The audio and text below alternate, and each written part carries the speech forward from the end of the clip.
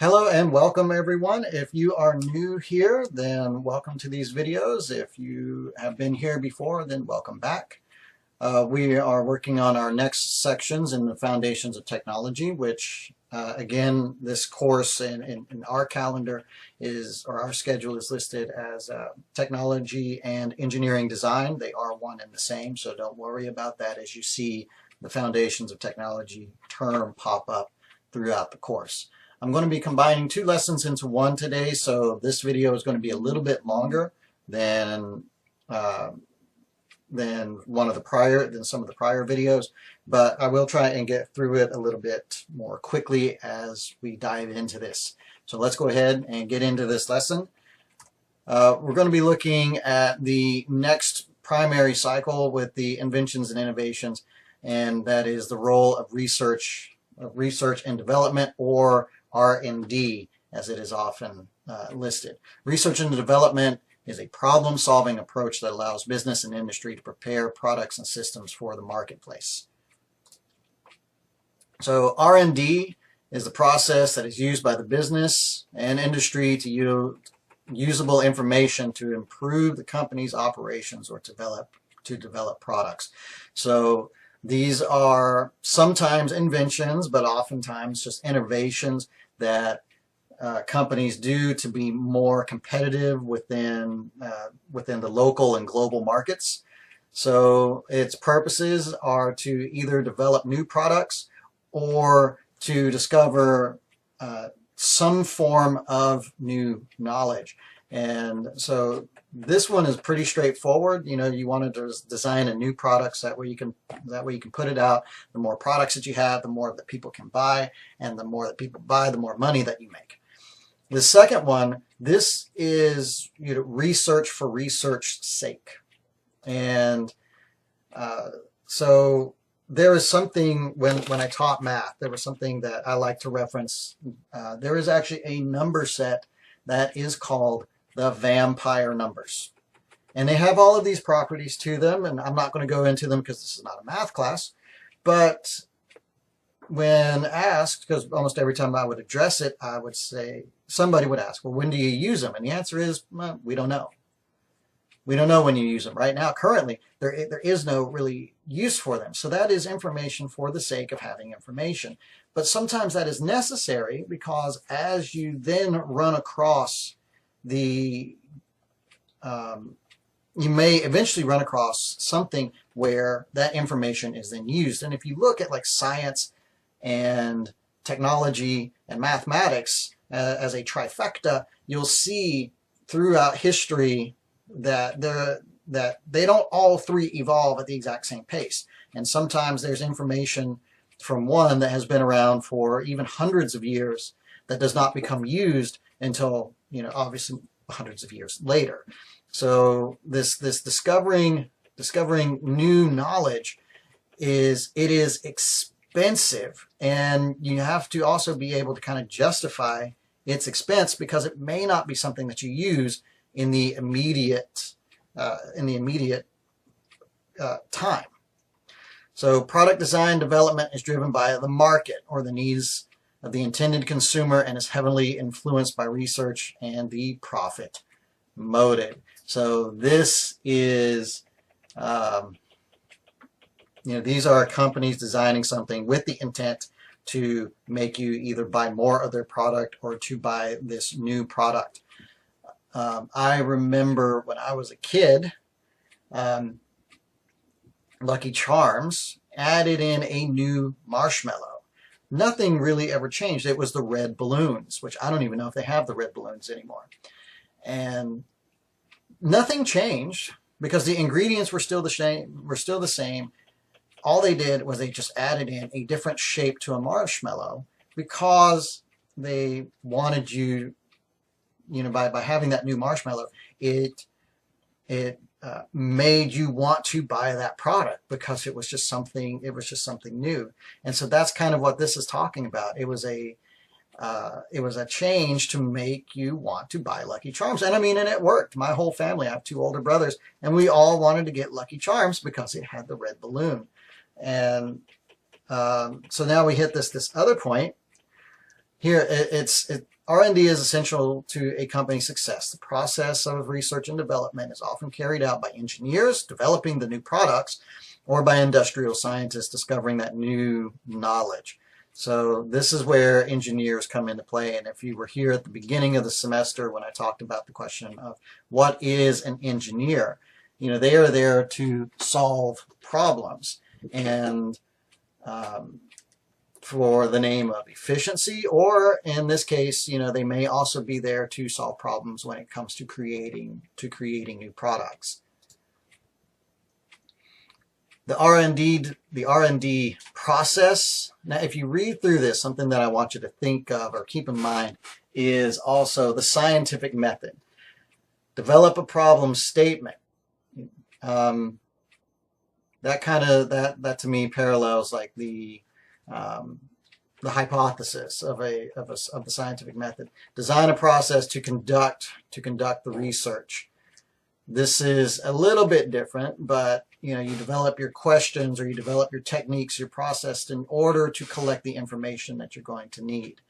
Then conduct a research study. Now, this doesn't mean that you're dressing up in lab coats and working with beakers and Bunsen burners.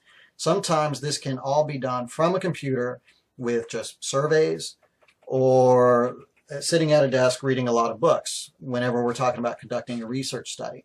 But this right here, isolate the variables is the key. You want to try and minimize as many different factors that go into something as you can. In aerospace, when we were conducting tests for flight, one of the things that we do is we put it in a wind tunnel. We put the craft into a wind tunnel so that way we can control things like air pressure, wind speed, and all of the subsequent variables that happen whenever you're talking about flight. So that way we can change each element. We can change just the air pressure, or we can change just the wind speed and see what happens. Analyzing the data. So after you've done all of this research and trials and different things, then you analyze the data, determine useful data, and highlight the trends. Sometimes the data may not be, it may not be what you expect. It may not be useful data, so then you have to go back and take a look at, well, was my process to conduct the research wrong? Did we just do the study wrong? Lots of things can happen here, so there's lots of reasons that you may have to go back and start over. Determine the useful data. Got to be careful with this term because it doesn't mean that just because you don't like the data that you can throw it out. And in fact, if something is coming up in the data that you don't like, you need to look into that even more so to make sure that everything is valid. So highlight any kind of trends. What do you see? And we'll talk about that a little bit more later. And then make recommendations for improvements. Provide the results. You got to be honest with these results. There are cases that I've heard of, I can't think of any off the top of my head, where, long story short, the company engineers didn't like the results they got, and they were afraid of telling the CEO their conclusions, and so they lied about the conclusions. And then in doing so, the CEO thought everything was fine. They go through, and then when they find out all of the problems that the engineers knew about, lawsuits came, companies end up going bankrupt. So provide the results even if they aren't necessarily what you expect. And then also provide your recommendations. And that's really big when you get results that you're not expecting. Because sometimes this recommendation might just be, we need to go back to square one. We need to go back to the drawing board and take a look at what happens. Research is a search for knowledge and is applied scientifically and systematically to product design and development. So you see it, pop up again and again. Okay, so for the second part of this video, we're going to be talking about advertising and marketing effects on technology. if you want to look into something about an advertising campaign and its effects on a particular technology, you need to look up I've heard it sometimes called the AC/DC war, but it is the campaign between Thomas Edison and Nikola Tesla on the DC current versus the alternating current, or AC current. So overall, there's many factors, including advertising, the strength of the economy, the goals of a company, and the fads determined by society that have an impact on the demand and the design of technology. So the reality is, it doesn't matter how good a technology is, if the world does not want it at that time, it's not going to take off. It's not going to grow. But conversely, I mean, the way that the world is and the way that the world is moving also drives a lot of that technology. So it's not necessarily a bad thing. It's just it is just what it is. So technology directly affects our society in 4 distinct areas because it solves practical problems and serves human needs. Environmental. These 4 areas are environmental, economic, social, and political. These should sound familiar to most of you because in that very first lesson and the very first homework assignment on the 9 technologies, you were asked to look into how does it affect things in these 4 similar areas. The environmental are the impacts that have a positive or negative effect on the natural environment. And just so you know, when you're taking notes, this positive or negative, if you're trying to write this out verbatim, you can shortcut this and you can remove the words positive or negative, and you see it still has the same meaning. The environmental are those that have, instead of a, you would have to change it to and, but those that have an effect on the natural environment. So when you're writing stuff, you don't have to write down everything verbatim.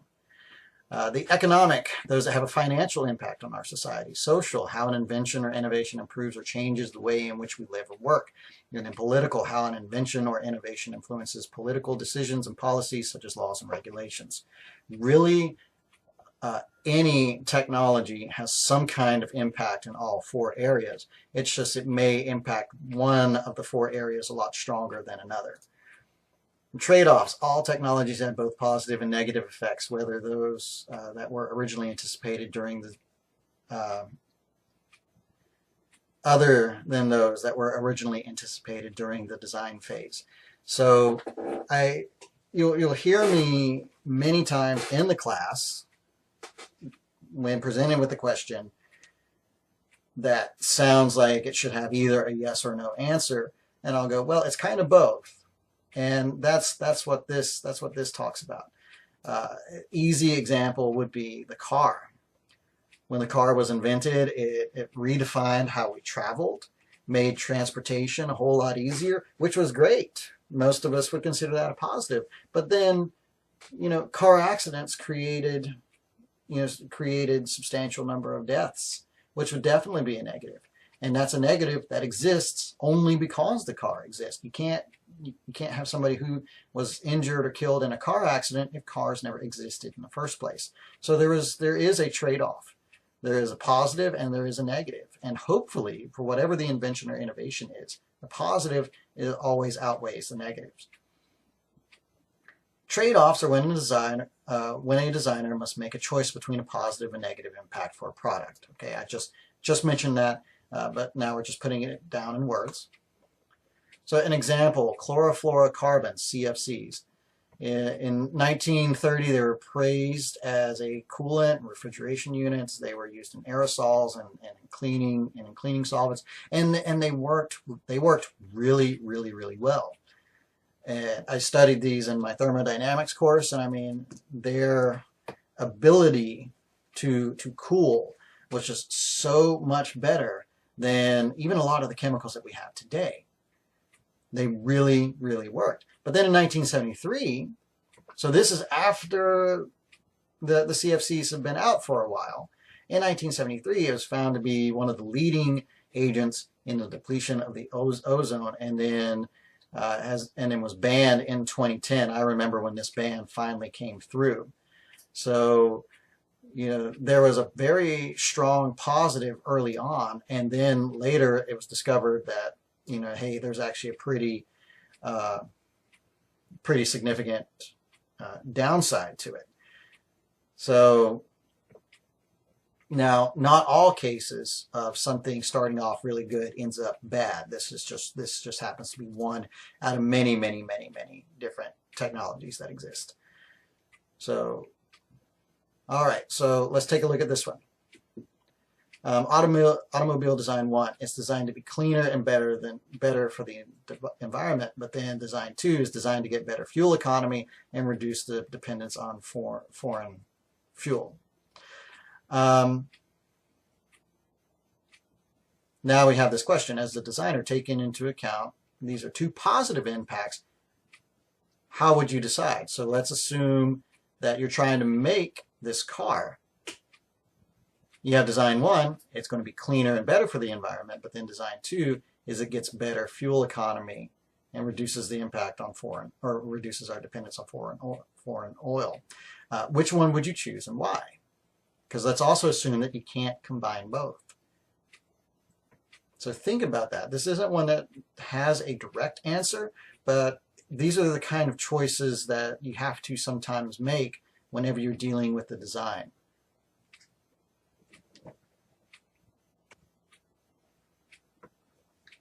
Another example of a trade-off, and something that I learned about, is when making steel. There's kind of two characteristics of steel. It can be tensile or it can be brittle.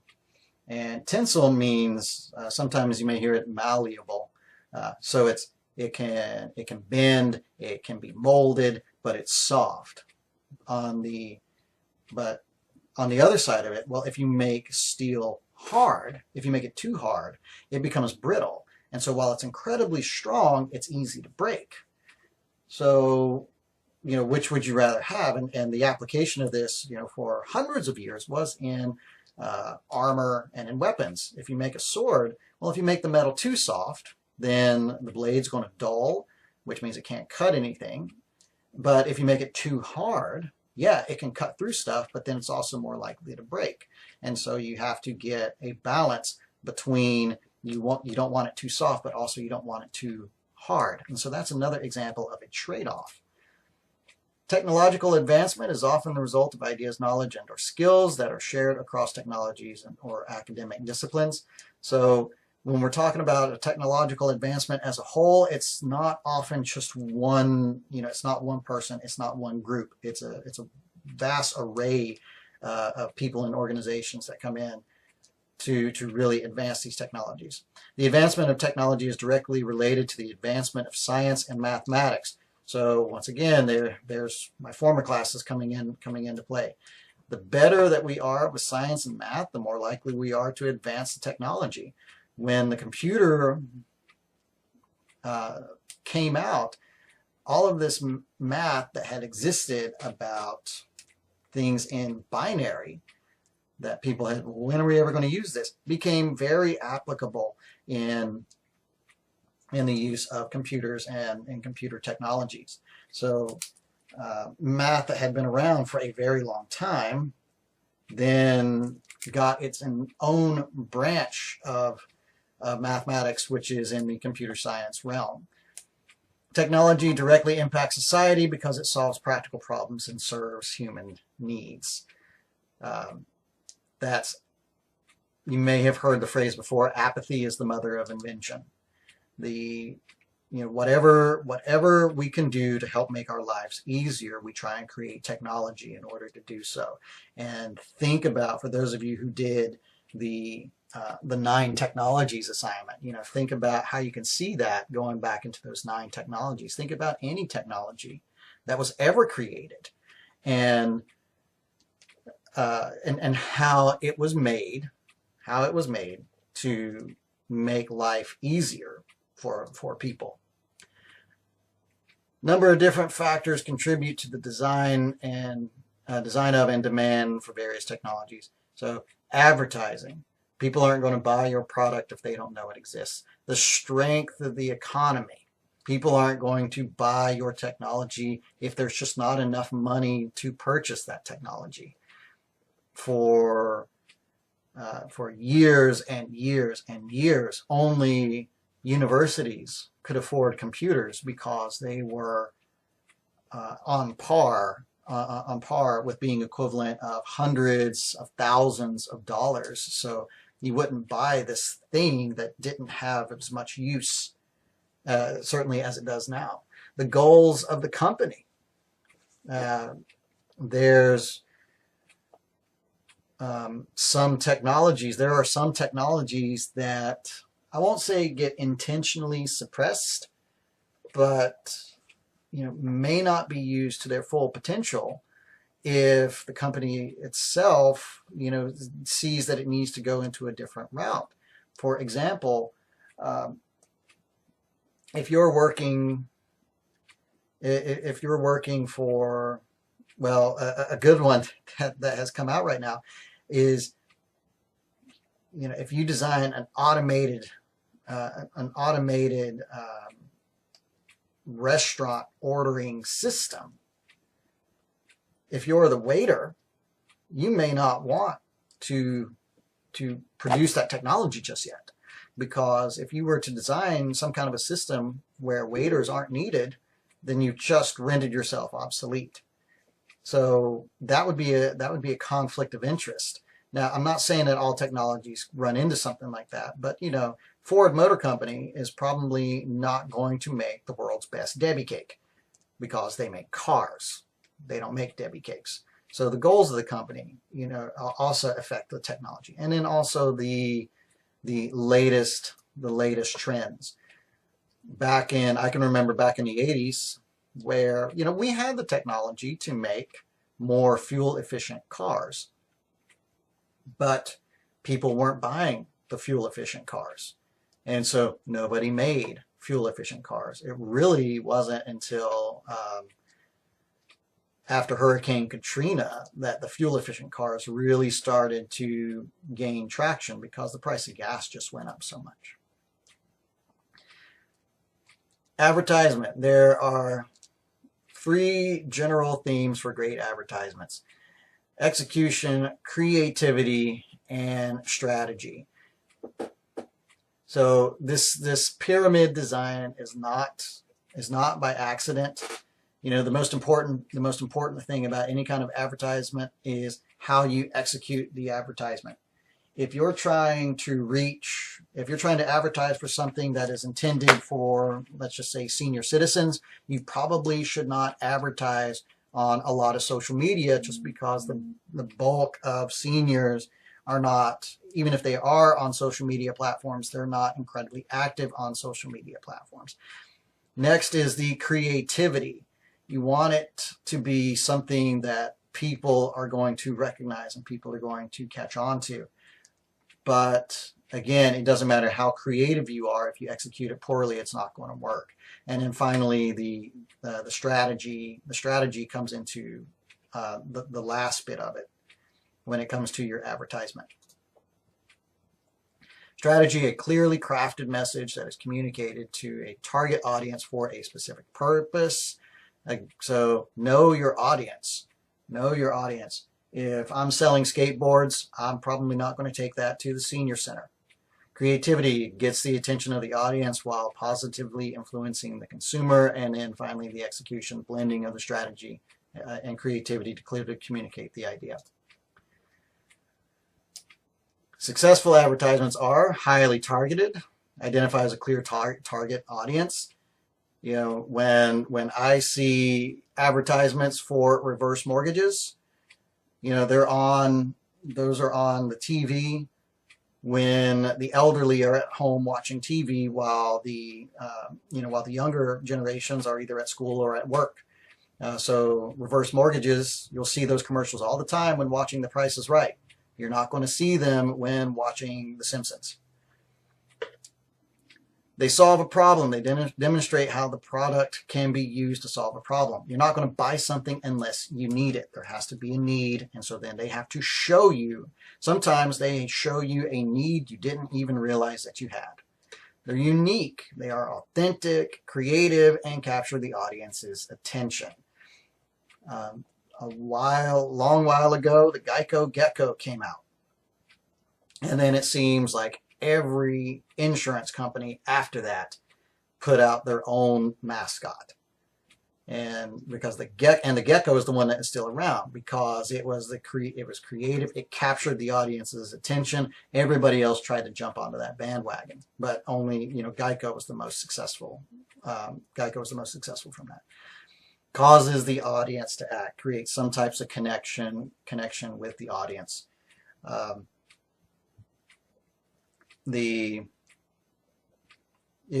you have to do is just watch commercials. The ones that I pick up on the most, I've been getting a lot of advertisement because I'm in the right demographic. I'm in the right target where, I'm of the age that most likely I have a family, most likely I'm working, and most likely I don't have a lot of time. So I get bombarded with these advertisements for the companies that sell the dinners, where all you have to do is just pop them into the oven or pop them in the pan and you're done. Stuff like HelloFresh. And I get those advertisements every day because I'm in the right demographic. They help me solve a problem. Dinner takes a long time to make. If you're going to make a good one, it takes a long time to make. It takes a lot of work, and that's work that I could be spending with my kids. Now, it's harder to determine to see what the uniqueness is about it, but the connection in these advertisements for products like HelloFresh is that the parents don't have a lot of time to cook, and somewhere in there the parents are going to say something like, now that I use HelloFresh, I have more time to spend with my kids. That is something that I would love to be able to do, spend more time with my kids, less time cooking. And so that's that connection that's created within that advertisement. So that's kind of how advertisement works, and advertisements can also drive how marketable your technology is going to be. Sorry for this video lasting as long as it did, but I do want to move on to some more interesting components about this class, so I wanted to go ahead and get these done. If you have any questions, as always, feel free to drop me an email. We can talk about this in the Google Meets. I hope that you enjoyed and look forward to seeing you soon.